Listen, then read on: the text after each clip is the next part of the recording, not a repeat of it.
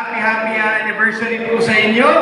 Ako po ay masayang-masaya dahil nung unang hapon po, isa po sa unang uhong na bisita ay ang sangkap si Tita Teji at kami po ay nakapag-picture noon, hindi ko makakalimutan. Kinikwento ho niya sa akin kung paano nagsimula ang sangkap, kung gaano karami na ho natulungan ng kooperatiba, napakaganda po at napakalawak na po at layo ng inyo pong naabot.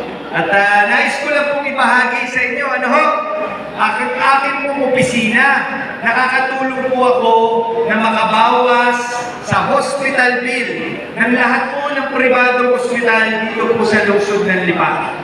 Naglagay din po ako ng pondo dito po sa Metro San Jose. Kasi alam ko po, ang mga taga-Balay-Balay, taga-West District, minsan po, nagkakaroon ng pagkakataon na dito rin po nadadala.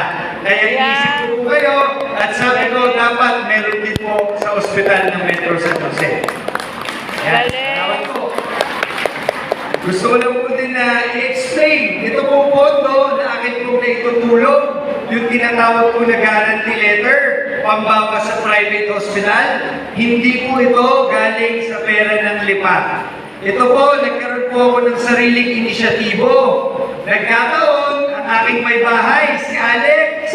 Siya po ay maraming kaibigan na senador. Kinaibigan ko po lahat ng kanyang kaibigang senador. Pinalawak ko ang aking koneksyon dahil ang gusto ko, maliban sa aking trabaho bilang konsehal, meron din po akong naiyaang pagnakulong na pinakikinabangan direkta ng aking mga kababayan dito po sa lungsod ng Lipa.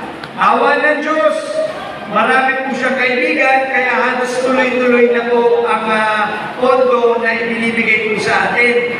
Sa katunayan, halagang 60 million na po ang nakuha